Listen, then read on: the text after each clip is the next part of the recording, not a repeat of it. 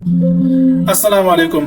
बहुत ही short video है लेकिन इंतहाई इम्पोर्टेंट है हर उस रिसर्चर के लिए जो किसी बायोलॉजिकल ऑर्गेनिज्म का इस्तेमाल करता है अपने थीसिस में और अपने रिसर्च पेपर्स में।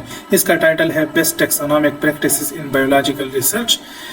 इस टाइटल का ताल्लुक है एक तो टेक्सोनोमी से, दूसरा नेमिंग ऑफ द ऑर्गेनिज्म से। सिर्फ 6 पॉइंट्स है, आपने गौर से सुनना है और इनको याद भी रखना है। और जब तक ये 6 पॉइंट आप पूरे ना करें अपने थीसिस को और अपने रिसर्च पेपर को कभी भी पब्लिश ना करें। पॉइंट नंबर 1, जिस ऑर्गेनिज्म पर आप रिसर्च कर रहे हैं, चाहे वो प्लांट हो या एनिमल हो या एल्गी या फंजाई हो, उसका कोई स्पेसिमन आप ज़रूर रिपोजिटरी में डिपॉजिट करें। जिस तरह अगर प्लांट पर रिसर्च कर रहे हैं तो उसका स्पेसिमन डिपॉजिट होगा हर्बेरियम में, उसको एक एक्सेशन नंबर मिलेगा। उस एक्सेशन नंबर को आप फिर साइट करते हैं अपने थीसिस में और अपने रिसर्च पेपर्स में। पॉइंट नंबर 2, हमेशा अपने ऑर्गेनिज्म को आइडेंटिफाई करवाएं किसी टेक्सोनोमिस्ट से।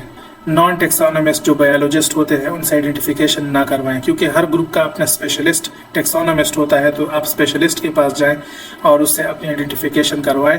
और सबसे इम्पोर्टेंट ये कि उस टेक्सोनोमिस्ट को आपने अपने थीसिस में और अपने रिसर्च पेपर में साइट करना है, ठीक है। पॉइंट नंबर 3, ये रिलेटेड है साइंटिफिक नेम्स के इस्तेमाल से। आप कभी भी कॉमन नेम्स इस्तेमाल ना करें, इंडस्ट्रियल प्रोडक्ट्स के नेम्स इस्तेमाल ना करें, बल्कि सिर्फ और सिर्फ साइंटिफिक नेम्स इस्तेमाल करें ऑर्गेनिजम्स के लिए। अब पॉइंट नंबर 4, कुछ ऑर्गेनिजम्स के नाम्स जो है वो इनवैलिडली पब्लिश्ड होते हैं।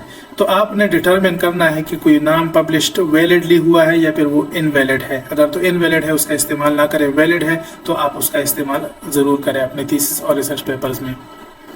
पॉइंट नंबर 5 जो है वो फॉन्ट से रिलेटेड है। आप साइंटिफिक नेम्स का जो फॉन्ट है उसको मुख्तलिफ रखते हैं जो नॉर्मल टेक्स्ट होता है आपके थीसिस या रिसर्च पेपर का। रूल्स ये है कि साइंटिफिक नेम्स को इटैलिक लिखा जाता है या फिर उनको अंडरलाइन किया जाता है, जो कि उसको मुनफरिद बनाता है नॉर्मल टेक्स्ट से, तो वो रीडर के लिए भी आसानी पैदा करता है।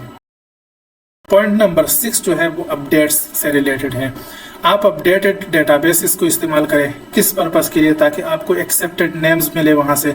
आप सिनोनिम्स को अवॉइड करें, आप पुराने क्लासिफिकेशन को अवॉइड करें, आप रीसेंट क्लासिफिकेशन को इस्तेमाल करें, ताकि आपको पता चले कि कौन सी स्पीशीज़ अब किस जीनस में है और वो कौन से फैमिली का हिस्सा है।